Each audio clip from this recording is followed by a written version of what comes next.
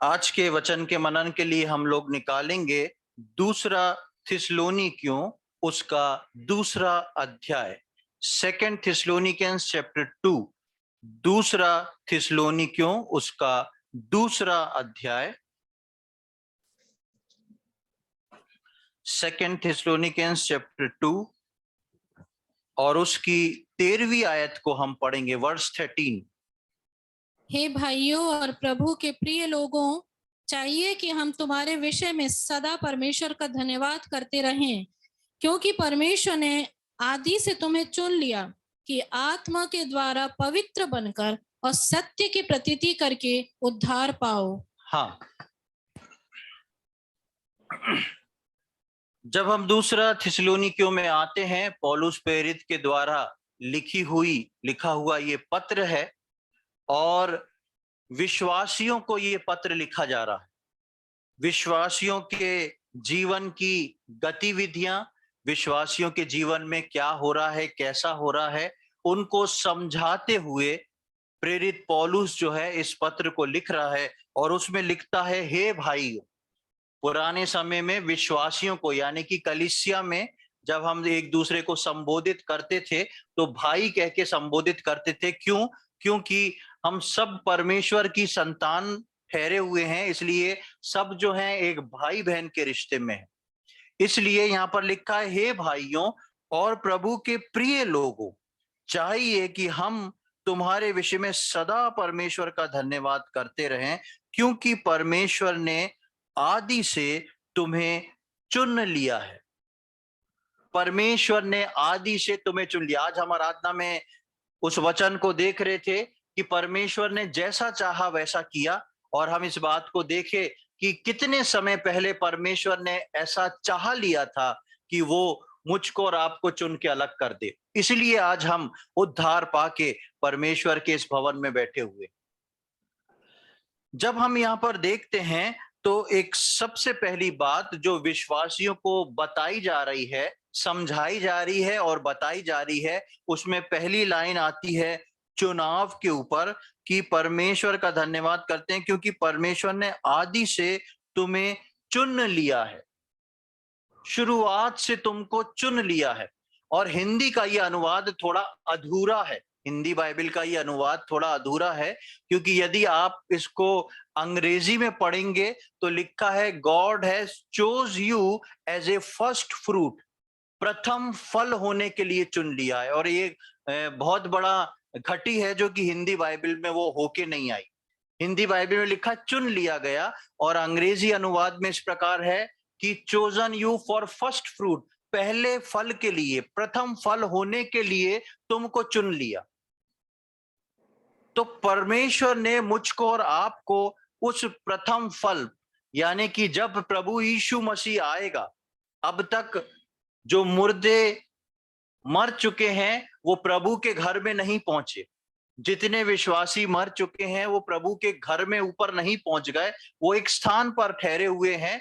जिस दिन प्रभु यीशु मसीह का आगमन होएगा वो मुर्दे जी उठेंगे वापस से, और मैं और आप जो हैं वो बदल जाएंगे और हम सब एक साथ जाके प्रभु यीशु मसीह से बादलों में मिलेंगे, और वो मुझको और आपको लेके पिता के घर में, जिसको वो मेरे और आपके लिए तैयार कर रहा है, वहां पर लेके जाए। और ये विश्वासियों का प्रथम फल होना है अपने पिता के लिए। इसलिए यहां पर अंग्रेजी में लिखा है chosen you as first fruit, Hindi में लिखा है तुमको पहले से चुन लिया है। मैं और आप जो हैं चुने हुए हैं। और उसके साथ साथ हम जब आगे पढ़ते हैं तो दो बातों को देखते हैं। पहली जो है वो आत्मा के द्वारा पवित्र बनकर, आत्मा के द्वारा पवित्र बनकर, और दूसरी बात हम देखते हैं सत्य की प्रतीति के द्वारा।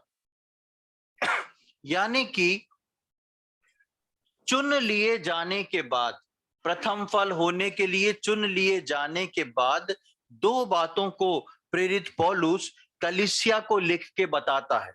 अब कलीसिया में सब उद्धार पाए हुए विश्वासी हैं, फिर भी पौलुस इस बात को कलीसिया के लोगों को लिख रहा है क्योंकि पौलुस जान रहा है कि इस कलीसिया में क्या आवश्यकता है। और आज परमेश्वर का वचन जो है हमारे सम्मुख आता है और हम भी इसमें से कुछ बातों को देखेंगे। प्रथम फल होने को चुने गए हैं, मैं और आप जो हैं वो प्रथम फल होने को चुने गए हैं, तो हमको उसके उपयुक्त फल भी बनना है। अभी बन नहीं गए हैं। प्रभु लिखा है परमेश्वर ने हमको चुन लिया है। किस लिए चुन लिया है? अंग्रेजी में हम पढ़ते हैं फर्स्ट फ्रूट, प्रथम फल होने के लिए चुन के परमेश्वर ने हमको अपने इकलौते पुत्र प्रभु यीशु मसीह के द्वारा उद्धार दे दिया है। अब वो जब उद्धार दे दिया है, लेकिन उस प्रथम फल होने के लिए मुझको और आपको अब हम अच्छे पके हुए फल बनने की प्रक्रिया में है। अच्छे पके हुए फल बनने की प्रक्रिया में है। उसके लिए सर्वप्रथम एक अच्छा फल बनने के लिए, जिसके लिए परमेश्वर ने मुझको और आपको चुना है, उसके लिए सर्वप्रथम आत्मा के द्वारा पवित्र होना जरूरी। सबसे पहले हम यहाँ पर देखते हैं 13वीं आयत के दूसरे भाग में, आदि से तुम्हें चुन लिया है कि आत्मा के द्वारा पवित्र बनकर। सबसे पहली बात चुनाव के बाद जो आ रही है वो है आत्मा के द्वारा पवित्र बनकर। जब हम उद्धार पाके विश्वास में आ जाते हैं और पिता पुत्र और पवित्र आत्मा के नाम से बपतिस्मा लेते हैं, और बपतिस्मा लेने के बाद कलीसिया में जब जुड़ जाते हैं, तो सब कुछ पूरा नहीं हो जाता। उसके बाद एक प्रक्रिया शुरू होती है। हमारा सिर्फ एडमिशन होता है, उसके बाद सीखने की प्रक्रिया शुरू होती है। उदाहरण के लिए एक बच्चे को एक स्कूल में भर्ती कर दिया जाता है। जैसे ही उस बच्चे को स्कूल में भर्ती किया जाता है, उसको स्कूल वाले सिलेबस बताते हैं, बुक्स देते हैं, स्कूल का आइडेंटिटी कार्ड मिल जाता है, उसका नाम जो है स्कूल के रिकॉर्ड में लिख जाता है। लेकिन वो बच्चा जो है वो 12th पास नहीं कहलाता। अगर उस बच्चे को पहली कक्षा में भर्ती किया गया है, तो एडमिशन लेने का मतलब ये नहीं कि ये बच्चा जो इस स्कूल का हो तो गया है, पर अभी इसने 12वीं तक पढ़ाई करी नहीं।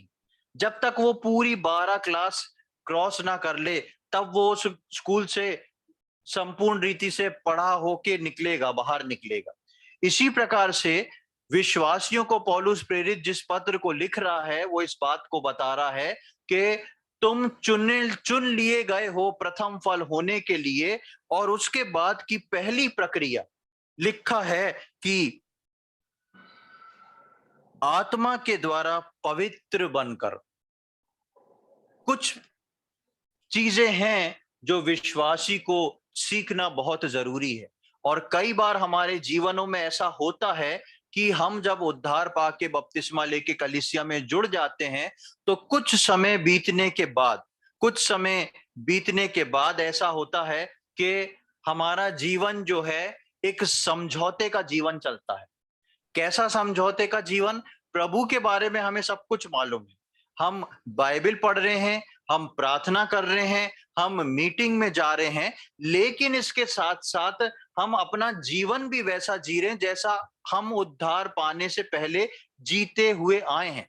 कुछ थोड़ा बहुत ठीक ठाक कर लेते हैं, उसमें कुछ थोड़ा बहुत ठीक ठाक कर लेते हैं, लेकिन परमेश्वर का वचन इस बात को साफ बताता है कि तुम जिस चुनाव के लिए चुन लिए गए हो, उसमें सर्वप्रथम जो काम तुम्हारे जीवनों में होना है वो पवित्र आत्मा जो है मुझको और आपको पवित्र करता है। आत्मा के द्वारा पवित्र बनना। पवित्र बनने का मतलब ये नहीं कि हमारे जीवन से फिर कोई पाप नहीं होगा। यहाँ पर पवित्र का मतलब जो है थोड़ा फर्क है। पवित्र का मतलब वो है यहाँ पर कि जो बातें परमेश्वर ने अपनी संतानों के लिए रखी हैं, जो मापदंड परमेश्वर ने रखा है और जो परमेश्वर को भाता है, उसके अनुसार पवित्र आत्मा के सिखाए हम सीखते चले जाएं और उसके अनुरूप में ढलते जाएं। क्योंकि हम इसको यदि पूरा पढ़ते हैं तो लिखा है, क्योंकि परमेश्वर ने आदि से तुम्हें चुन लिया है कि आत्मा के द्वारा पवित्र बनकर और सत्य की प्रतीति करके उद्धार पाओ। उद्धार क्यों पाओ? उद्धार तो हो चुका है, पर ये उद्धार जो है वो वाला उद्धार नहीं है जो हम पा चुके हैं। ये छुटकारा है, यानी कि सांसारिक जीवन, सांसारिक बातों से छुटकारा पाओ। और ये क्यों सीखने को बोला जा रहा है? क्योंकि इसलिए लिखा है कि आत्मा के द्वारा पवित्र बनकर सत्य की प्रतीति करके। सत्य कौन है? सत्य प्रभु यीशु मसीह है। प्रभु यीशु मसीह ने कहा, मार्ग, सत्य और जीवन मैं हूं। हम अक्सर ऐसे वचनों को सुनते हैं कि हम प्रभु यीशु मसीह के स्वभाव में ढलते जाएं, हम प्रभु यीशु मसीह के स्वभाव में अपने आप को बदलते जाएं। लेकिन यदि हम पहले चरण को छोड़ दें, यानी कि हम पवित्र आत्मा को अपने जीवन में काम करने का मौका नहीं दें, तो हम कभी भी उस सत्य की प्रतीति नहीं कर सकते। हम कभी भी जो है उस सत्य को, प्रभु यीशु मसीह के स्वभाव को अपने अंदर नहीं ला सकते। क्यों? क्योंकि पहली चीज जो है वो हमने स्किप कर दी है, उसको छोड़ दिया है हमने।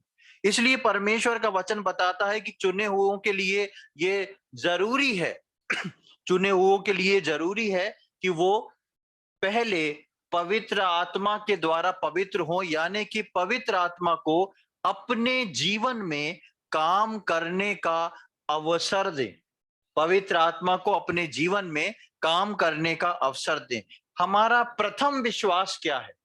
हमारा जो प्रथम विश्वास है वो क्या है? प्रभु यीशु मसीह हमारा उद्धार करता है।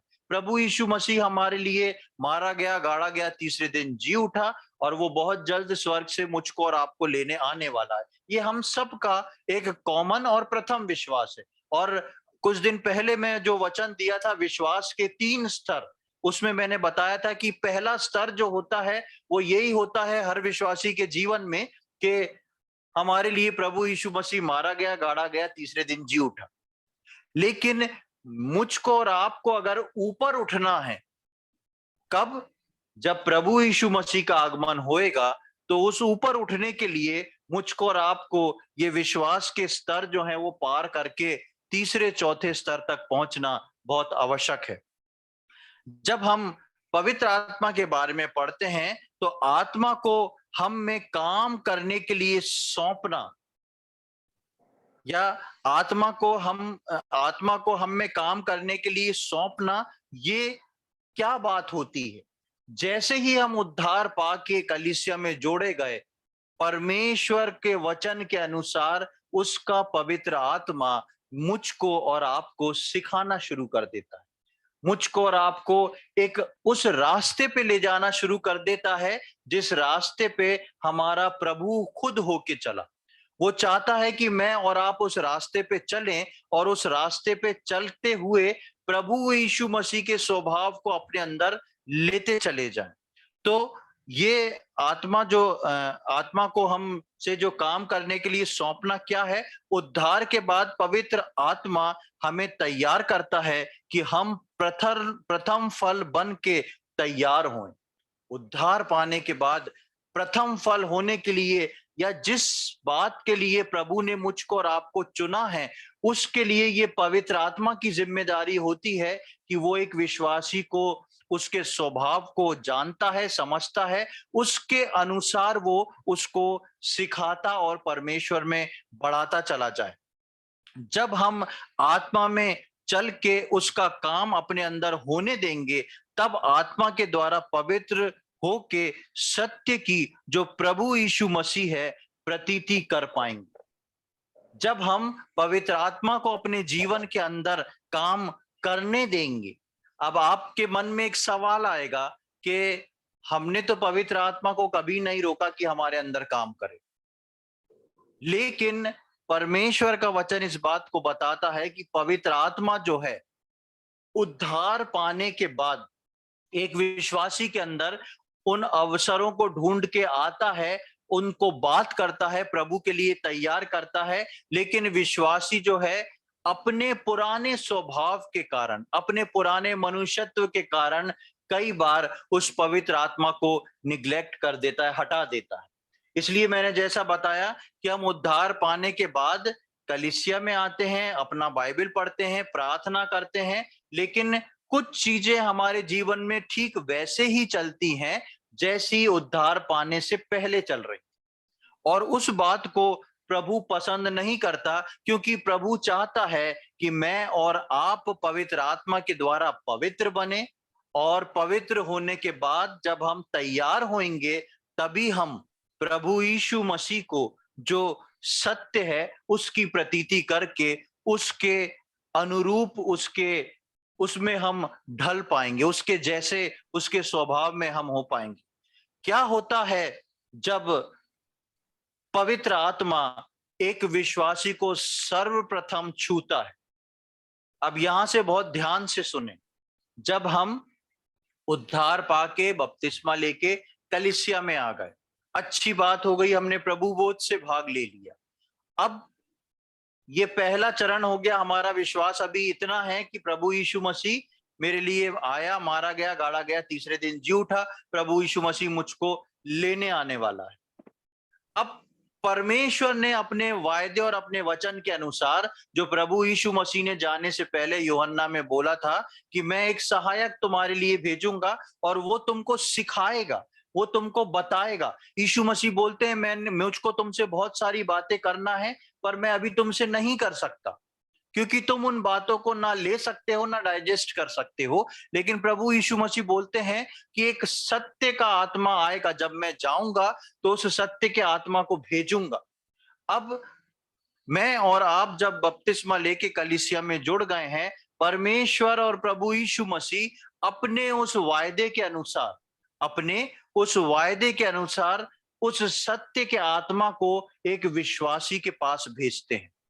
जब ये सत्य का आत्मा एक विश्वासी के पास आता है और इस विश्वासी का पहली बार इस पवित्र आत्मा के साथ इनकाउंटर होता है, उसकी मुलाकात होती है, उसका एक टकराव होता है, तो सबसे बड़ा चिन्ह उस विश्वासी के अंदर एक प्रकट होता है।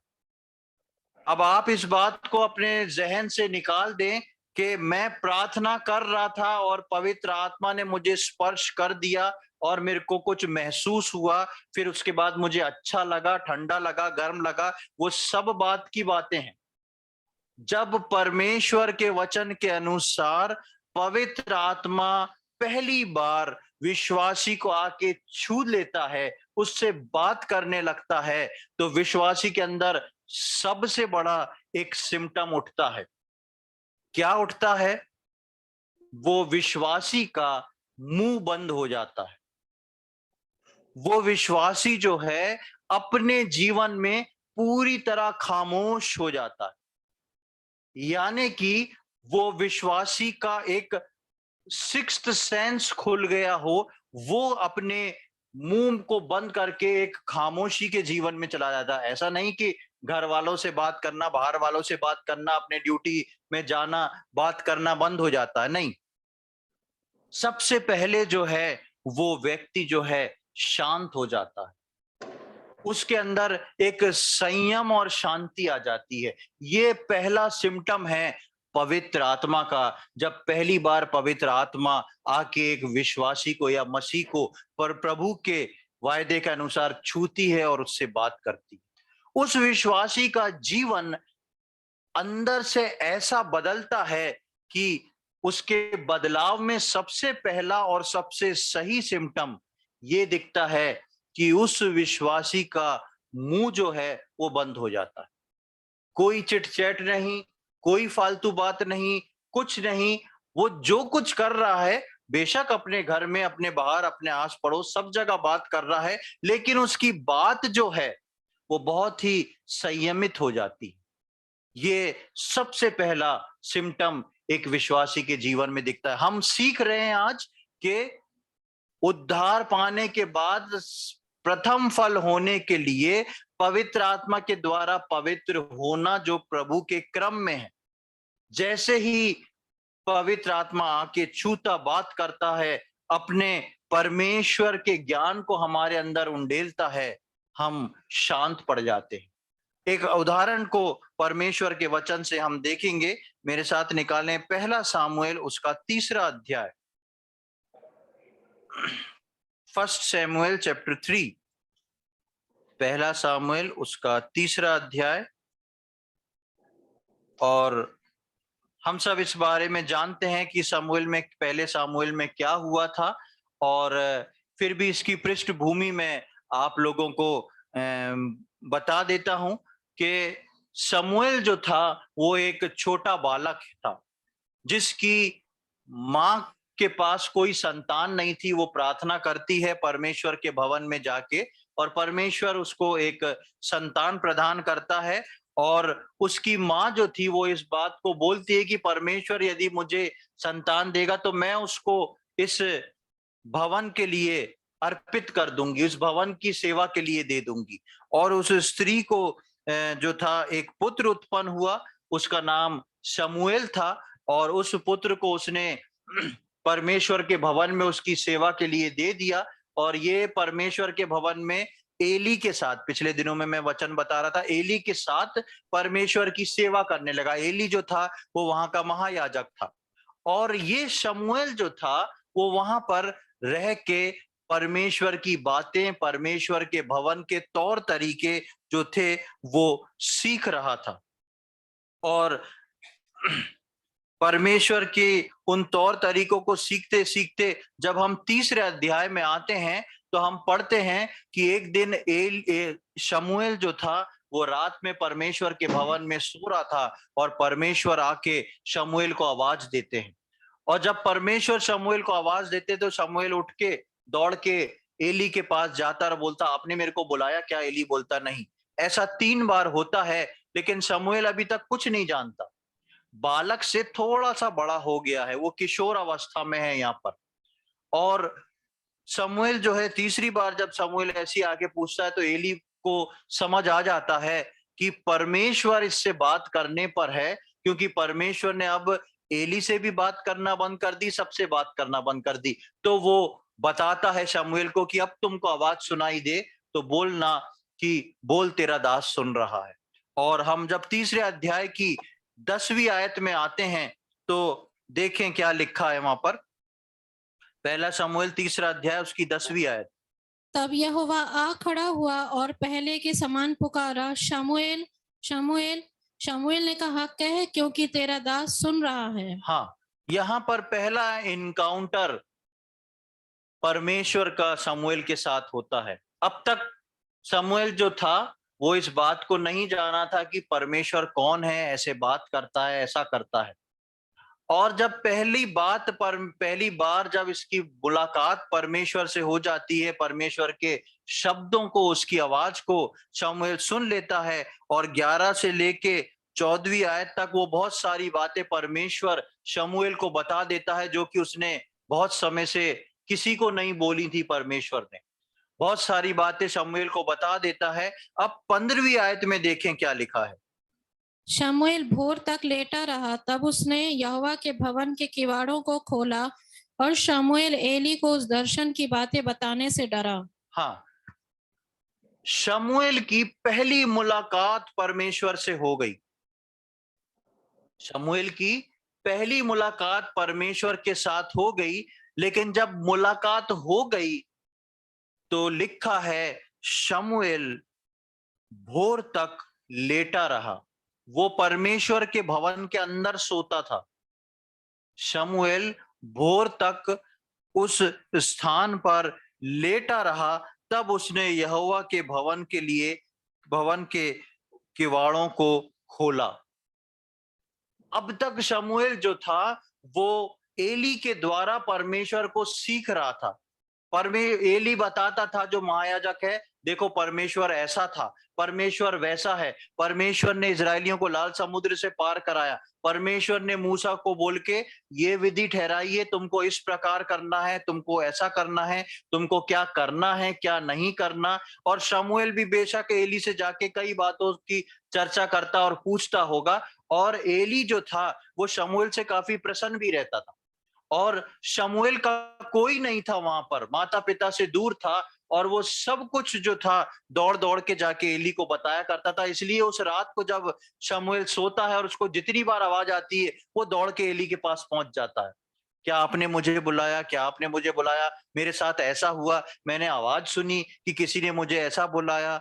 एली, यहाँ पे तो बहुत संक्षिप्त में लिखा है, एली उसको तीनों बार भेज देता है। लेकिन वही शमूएल को जब परमेश्वर का दर्शन हुआ तो शमूएल जो था अपना मुंह बंद करके सुबह तक परमेश्वर के भवन में लेटा रहा। क्या हो गया एक रात में? क्या हो गया एक रात में जो एक बचपन से भरा हुआ शमूएल था, जो एक बच्चा ही था, इधर से उधर दौड़ता था, एली से बात करता था, जो कुछ भी उसे होता था दौड़ के जाके एली को बताता था। जैसी परमेश्वर से मुलाकात हुई, शमूएल चुप हो गया। इसीलिए चुप नहीं हो गया, ये एक कारण नहीं है कि वो इस बात को बताने से एली को डरता था, क्योंकि परमेश्वर ने भविष्यवाणी करके बताया था कि आगे क्या होने वाला है। इस बात को बोलने से वो नहीं डर रहा था। वो इस बात को बोलने से डर रहा था, केवल एक ही कारण नहीं था। लेकिन शमूएल का जब अपने परमेश्वर पिता के साथ पहला एनकाउंटर हुआ, शमूएल जो है पूरी तरह शांत हो गया। वो सुबह तक उठा नहीं, वो दौड़ के एली के पास नहीं गया कि ठीक है प्रभु आया था, परमेश्वर ने मुझसे बात करी, ऐसा हो रहा था उस वक्त, वैसा हो रहा था, कुछ नहीं। वो शांत होके सुबह तक लेटा रहा। सुबह उठ के उसने उन द्वारों को खोला। जिस प्रकार मैंने बताया, परमेश्वर का पवित्र आत्मा जब एक विश्वासी के अंदर कार्य करना शुरू करता है, पहला एनकाउंटर विश्वासी के अंदर जब पवित्र आत्मा उद्धार पाने के बाद करता है, वो ये होता है, वो व्यक्ति शांत हो जाता है। आपने बहुत सारी गवाहियां सुनी होंगी कि हम बैठे थे, प्रार्थना कर रहे थे, मेरे को करंट सा लगा, मेरा शरीर गर्म हो गया, मेरा शरीर ठंडा हो गया। प्रियो, इन बातों के पीछे मत भागना कभी। ये 5 मिनट, ये 10 मिनट का रिएक्शन जो है, वो पवित्र आत्मा नहीं दिखाता है। बेशक आपको उसकी प्रेजेंस महसूस होएगी, लेकिन पवित्र आत्मा ने यदि आपको छू लिया, आप दोबारा वैसे व्यक्ति नहीं रहेंगे जैसे थे। इसलिए पवित्र आत्मा जब किसी विश्वासी को छूता है, सबसे पहले उसकी जुबान बंद हो जाती है, सबसे पहले जो है वो शांत हो जाता है। और हम देखते हैं यहाँ पर शमूएल का उदाहरण। दूसरी ओर नए नियम में हम देखते हैं प्रभु यीशु मसीह ने अपने 12 चेलों को चुना, और 12 चेलों को चुनने पर प्रभु यीशु मसीह ने पतरस को चुना। और पतरस कैसा चेला था आप सब अच्छे से जानते हैं। पतरस ऐसा चेला था, जरा सी कुछ बात होती थी, पतरस कूद के बात करता, प्रभु ऐसा क्या है, प्रभु ऐसा क्या है। प्रभु को पानी में चलता था, प्रभु मैं भी पानी में चलूंगा। प्रभु यीशु मसीह को पकड़ने आए, तलवार निकाल के एक का कान काट दिया। प्रभु मैं ये करूंगा, प्रभु मैं वो करूंगा, प्रभु मैं आपके लिए मरने को तैयार हूं। प्रभु यीशु मसीह कहते कि नहीं, तुम आज मुर्गा जब तक बांग नहीं देगा 3 बार, तुम मेरा इनकार कर दोगे 3 बार। नहीं प्रभु, ऐसा नहीं हो सकता, मैं आपके लिए मरने को तैयार हूं। और वैसा हो भी गया। जब उससे पूछा गया, छोटा सा झुंड था, उससे पूछा गया तुम भी इसके साथ थे, कहता नहीं, मैं तो इस व्यक्ति को जानता ही नहीं। और ना केवल प्रभु यीशु मसीह की मृत्यु और जीव पुनरुत्थान के बाद भी जो पतरस है, वो बोलता है अपने चेलों से, दूसरे से, मैं तो मछली पकड़ने जा रहा हूं। पतरस का जीवन जो था वो एकदम अलग था। इधर कूद उधर भाग, ये बोल एकदम से, प्रभु मैं ये कर लूंगा, प्रभु मैं वो कर लूंगा, प्रभु मैं ऐसा है, प्रभु मैं वैसा है, सब कुछ करा। और प्रभु के पुनरुत्थान के बाद भी वो वैसा ही है। वो बोलता अब तो मैं मछली पकड़ने जा रहा हूं। लेकिन जब चेले प्रार्थना करने लगे, पेंतिकोस्त का दिन आया, जब परमेश्वर के वायदे के अनुसार जो प्रभु यीशु मसीह बोल के गया था, पवित्र आत्मा उंडेला गया। और प्रार्थना के साथ पतरस का पहला इनकाउंटर पवित्र आत्मा के साथ हुआ। उसके बाद जब आप पतरस के बारे में आखिर तक पढ़ेंगे, आपको वो पतरस कहीं दिखाई नहीं देगा। आपको वो पतरस कहीं दिखाई नहीं देगा जो उसका कैरेक्टर जो था प्रभु यीशु मसीह के साथ था। प्रियो, मैं और आप प्रभु यीशु मसीह के साथ हैं और मैं और आप उसके चुनाव में हैं और प्रथम फल होने के लिए चुन लिए गए हैं। इसका मतलब ये नहीं कि पवित्र आत्मा मेरे और आपके अंदर काम कर चुका है। भले ही हमको कई साल हो चुके हों, हम यदि पवित्र आत्मा को अपने अंदर काम करने का अवसर नहीं देंगे, हम वैसे ही रहेंगे जैसे हम उद्धार पाके बपतिस्मा लेके कलीसिया में जिस दिन प्रथम दिन जैसे जुड़े थे, हम वैसे ही रहेंगे। नुकसान हम अपना करेंगे। दूसरी बात, पहली बात हमने सीखी, वो शांत हो जाता है। दूसरी बात, शांत हो जाएगा तो फिर बोलेगा क्या? वो व्यक्ति जो पवित्र आत्मा को पाके या पवित्र आत्मा से संपर्क में आके शांत हो गया, वो व्यक्ति के मुंह से सिर्फ परमेश्वर की बात और परमेश्वर का वचन या वो बात जो अवसर के समय जरूरी है, वो निकलती है। ऐसा नहीं कि पवित्र आत्मा जिस व्यक्ति को छू ले, जिसके अंदर काम कर ले, वो बिल्कुल गूंगा बन के घूमेगा। नहीं, वो बहुत बोलेगा, पर क्या बोलेगा? परमेश्वर का वचन, परमेश्वर की स्तुति आराधना, परमेश्वर की वो बातें जो जहां पर बोलना उचित है और अवसर के योग्य है। तो प्रभु का आत्मा जब एक व्यक्ति को छूता है तो वो व्यक्ति को सबसे पहले शांत करता है और उसके बाद वो उन बातों को उनके जीवन के अंदर भर देता है। एक आयत को मैं आप लोग के सम्मुख पढ़ूंगा। याकूब की पत्री, उसका पहला अध्याय, बुक ऑफ जेम्स चैप्टर 1। याकूब की पत्री नए नियम में इब्रानियों के बाद आपको मिल जाएगी। याकूब की पत्री उसका पहला अध्याय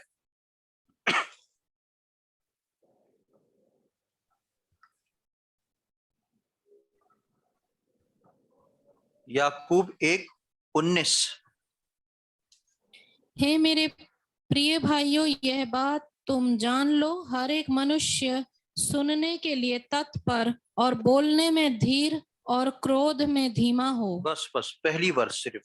हर एक व्यक्ति, हर एक मनुष्य इस बात को जान ले कि वो सुनने के लिए तत्पर और बोलने में धीमा।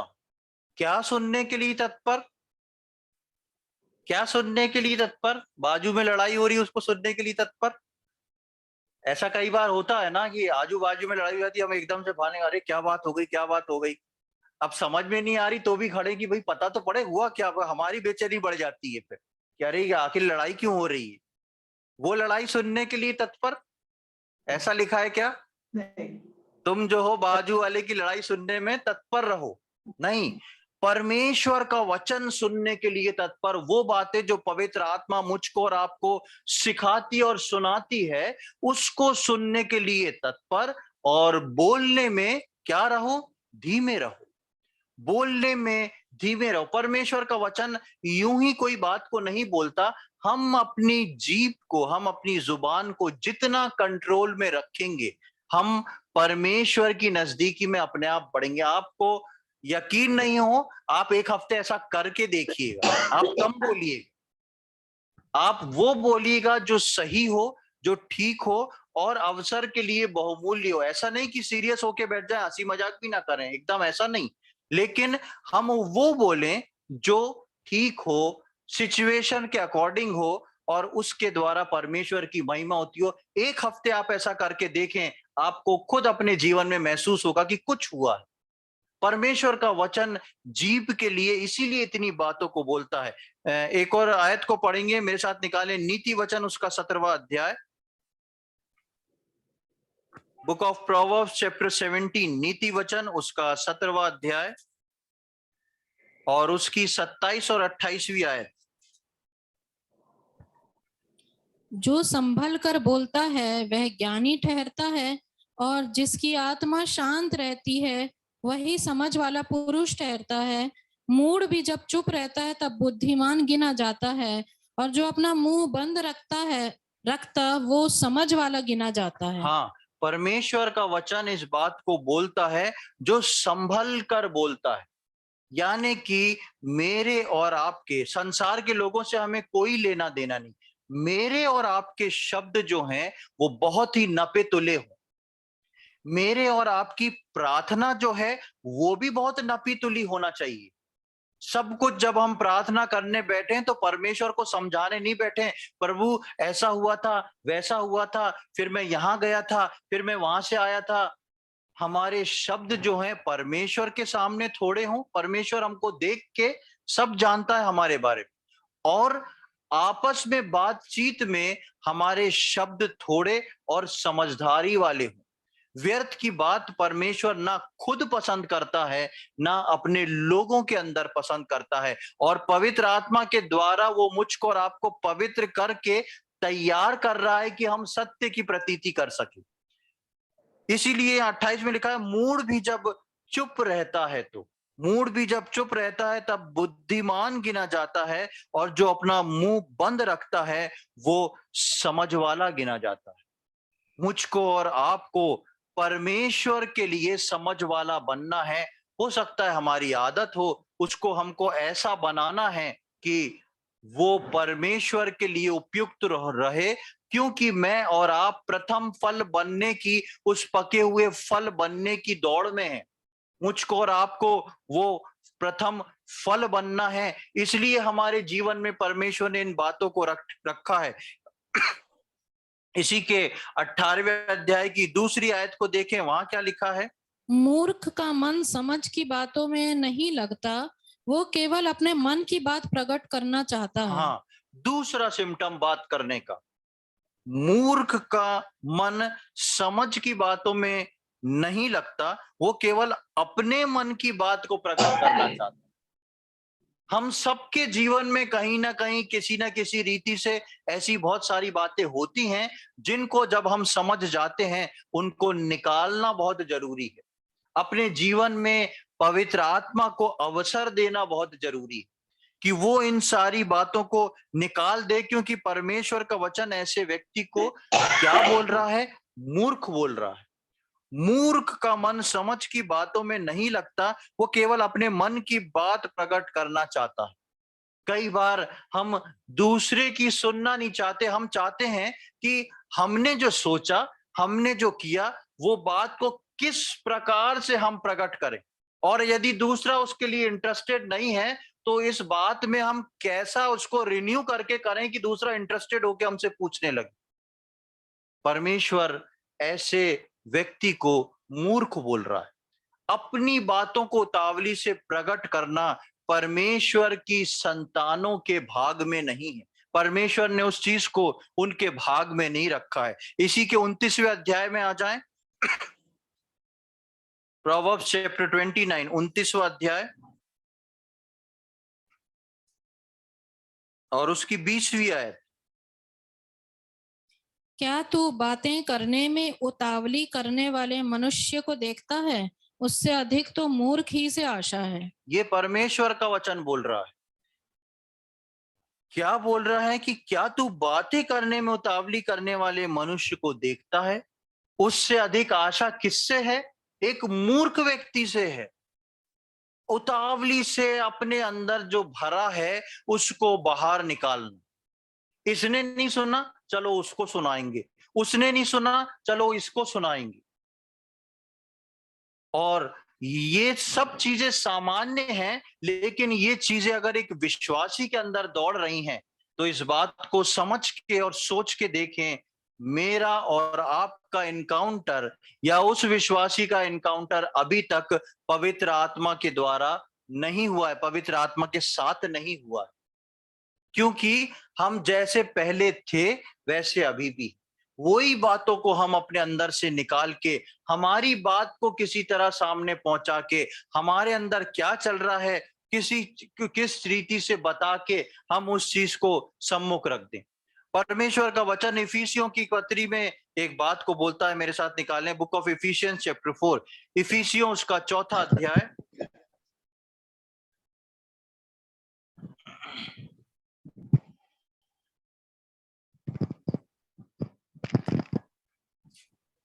इफिसियों उसका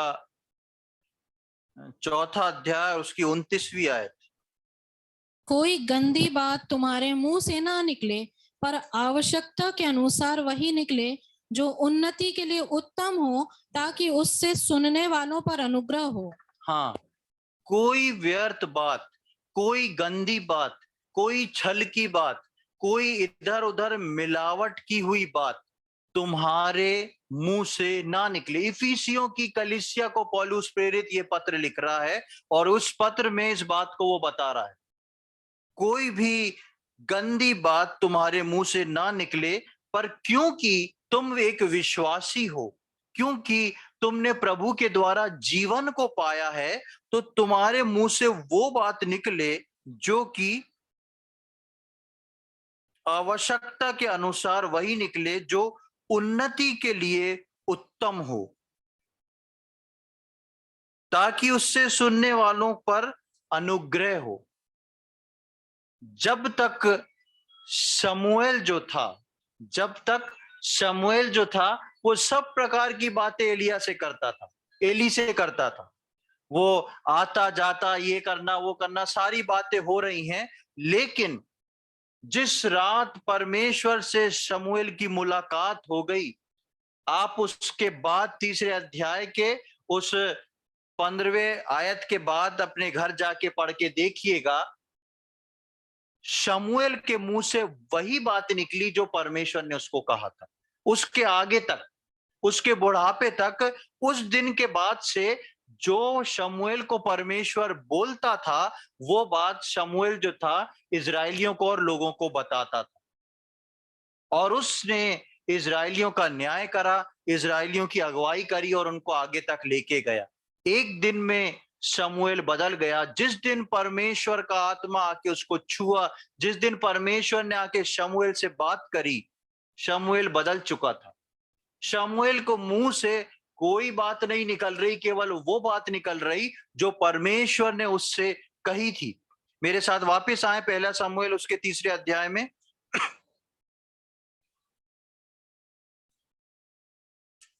फर्स्ट शमूएल चैप्टर 3, पहला शमूएल उसका तीसरा अध्याय और उसकी 19वीं आयत को। शमूएल बड़ा होता गया और यहोवा उसके संग रहा, और उसने उसकी कोई भी बात निष्फल होने नहीं दी। हाँ, शमूएल बड़ा होता गया और यहोवा उसके संग रहा। क्यों यहोवा उसके संग रहा? क्योंकि शमूएल बदल चुका था। शमूएल जो है खामोश हो चुका था, और लिखा है उसने उसकी कोई भी बात निष्फल नहीं होने दी। क्यों निष्फल नहीं हुई ये शमूएल की कोई बात? क्योंकि वो बात ही वो बोलता था जो परमेश्वर उसको बोलता था। इसलिए शमूएल के मुंह से जो निकलता था वो हो जाता था। इसी का 21वीं आयत में लिखा है, और यहोवा ने शीलो में फिर दर्शन दिया, क्योंकि यहोवा ने अपने आप को शीलो में शमूएल पर अपने वचन के द्वारा प्रकट किया। परमेश्वर ने शीलो जो जगह थी वहां पर शमूएल के ऊपर अपने आप को दर्शन दिया, प्रकट किया, और जो कुछ भी था वो पूरे शिलो पे प्रकट परमेश्वर जो करना चाहता था वो शमूएल के द्वारा करना चाहता था। क्यों? क्योंकि शमूएल जो था पहले मुलाकात में बदल के वो व्यक्ति बन चुका था जो परमेश्वर चाहता है, और इसलिए फिर उसके मुंह से वो बात निकलती थी जो परमेश्वर चाहता था। और परमेश्वर से के मुंह से निकला हुआ वचन कभी भी ना लौट के जा सकता है, ना व्यर्थ ठहर सकता है, वो अपने काम को पूरा करके ही जाता है। इसलिए शमूएल की कोई भी बात निष्फल नहीं हुई।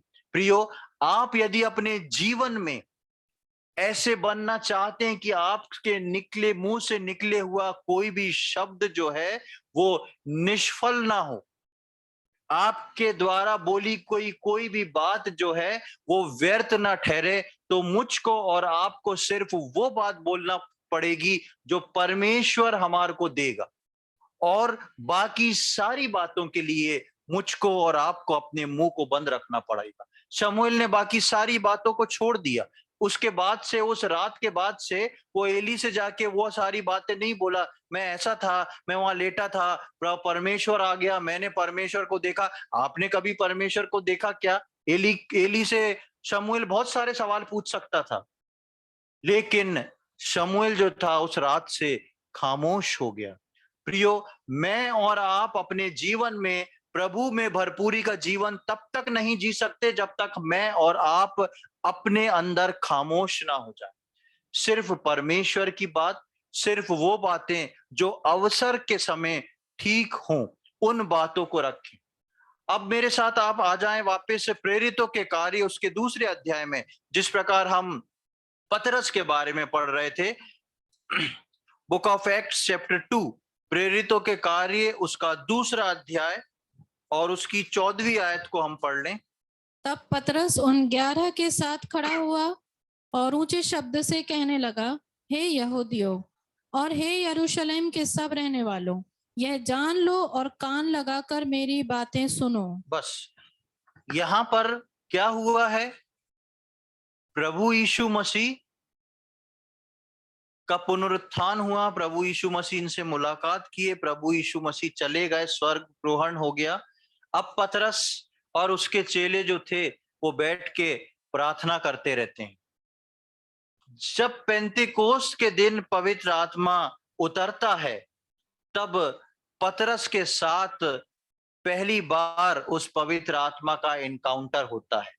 और यहाँ पर लिखा है कि तब पतरस उन 11 के साथ खड़ा हुआ और ऊंचे शब्द से कहने लगा, हे यहूदियों हे और हे यरूशलेम के सब रहने वालों, ये जान लो और कान लगाकर मेरी बात सुनो। और यदि आप 15वीं आयत से नीचे तक पढ़ेंगे तो पतरस जो है परमेश्वर के वचन से कुछ बातों को कोट कर रहा है।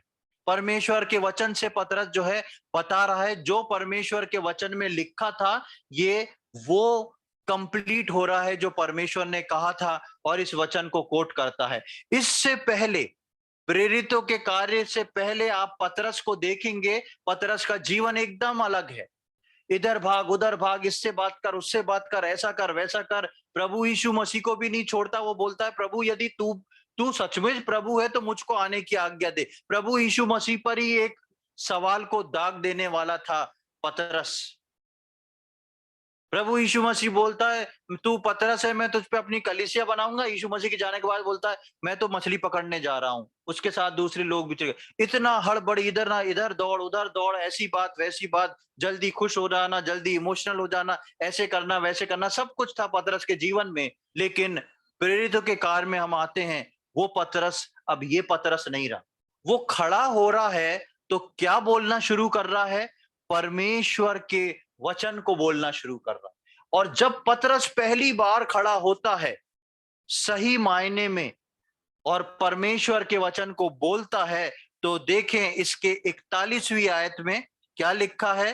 अतः जिन्होंने उसका वचन ग्रहण किया, किसका? पतरस का। जो पतरस प्रभु यीशु मसीह के बारे में बता रहा था, उन्होंने ग्रहण किया, उन्होंने बपतिस्मा लिया, और उस दिन 3000 मनुष्य के लगभग उनमें मिल गए। प्रभु यीशु मसीह ने एक मीटिंग में 3000 लोगों का उद्धार नहीं करवाया। प्रभु यीशु मसीह ने एक मीटिंग में 3000 लोगों का उद्धार नहीं करवाया। भला ही 5000 4000 को खाना खिला के भेज दिया, लेकिन ये चेला प्रभु यीशु मसीह के साथ रह के कुछ भी नहीं कर पाया, क्योंकि वो सीख रहा था। लेकिन पवित्र आत्मा के पहले एनकाउंटर में पतरस के मुंह से सिर्फ और सिर्फ परमेश्वर का वचन निकलता है, और पहले वचन में 3000 लोग जो हैं उद्धार पाके बपतिस्मा ले लेते हैं। कितना बड़ा काम पतरस ने यहां पर किया। इसके इसमें जब हम देखते हैं तो इस बात को समझ लें कि इस बार पतरस कोई भी व्यर्थ बात नहीं कर रहा था। पतरस शुरू में बहुत कुछ बोला, लेकिन अब पतरस वो बोल रहा है जो परमेश्वर के वचन में लिखा है, वो बोल रहा है जो पवित्र आत्मा उसको गाइड कर रहा है। प्रियो, मेरे और आपके जीवन में मैं और आप इसी के लिए रखे गए हैं, ताकि हमारी कोई बात निष्फल ना हो। हमारी बातें जो हैं वो चतुराई से भरी हुई ना हो। हम मिलावट करने वाली बातों को ना करें, चाहे हम अपने घर में हो, चाहे हमने अपने ऑफिस में हो, चाहे हम अपने समाज में हो। हम चतुराई वाली बातें ना करें, ऐसी बातें जिनका अर्थ कोई दूसरा कुछ समझे, हम अपने आप को बचाने के लिए कुछ बोलें और ऐसा चल के निकल लें। ये बात प्रभु के लोगों के लिए नहीं रखी गई। प्रभु के लोगों के लिए पवित्र आत्मा में नियंत्रित होके चलना ही रखा गया है। इसलिए हम जब गलातियों में आते हैं तो उसके 5वें अध्याय को हम जल्दी से देखेंगे। बुक ऑफ गलेशियंस चैप्टर 5, गलातियों उसका 5वां अध्याय और उसकी 16वीं और 18वीं आयत। पर मैं कहता हूँ, आत्मा के अनुसार चलो तो तुम शरीर की लालसा किसी रीति से पूरी ना करोगे, और यदि तुम आत्मा के चलाए चलते हो तो व्यवस्था के अधीन न रहे। हाँ, 22 से 24 तक भी पढ़ लें। पर आत्मा का फल प्रेम, आनंद, शांति, धीरज, कृपा, भलाई, विश्वास, नम्रता और संयम है। ऐसे ऐसे कामों के विरोध में कोई भी व्यवस्था नहीं। और जो मसीह यीशु के हैं, उन्होंने शरीर को उसकी लालसाओं और अभिलाषाओं समेत क्रूस पर चढ़ा दिया है।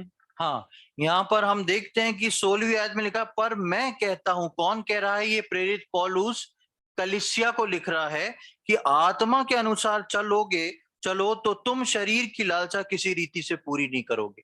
ये शरीर हमारा लालसा करता है कि पवित्र आत्मा को हम ले नहीं, यानी कि पवित्र आत्मा की बात नहीं सुने। जब पवित्र आत्मा का इनकाउंटर हमारे साथ होता है, वो हमसे बात करता है, तो क्योंकि हमारा शरीर जो है उन बातों को पसंद करता है जिन बातों को वो शुरू से पसंद करता आया है, इस कारण से वो उसमें पूरा नहीं हो पाता। इसलिए परमेश्वर का वचन बोलता है कि आत्मा के अनुसार यदि चलोगे, और 18वीं आयत में पढ़ा कि यदि तुम आत्मा के चलाए चलते हो तो व्यवस्था के अधीन नहीं रहे। फिर उसके विरोध में कोई भी व्यवस्था नहीं।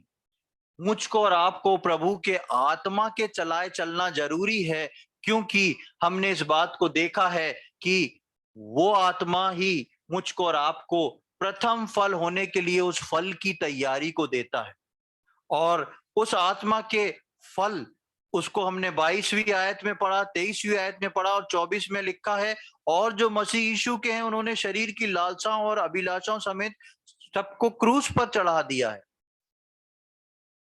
उन सारी शरीर की बातों को क्रूस पे चढ़ा दिया है, इसलिए ही वो पवित्र आत्मा की बात को सुन पाते हैं।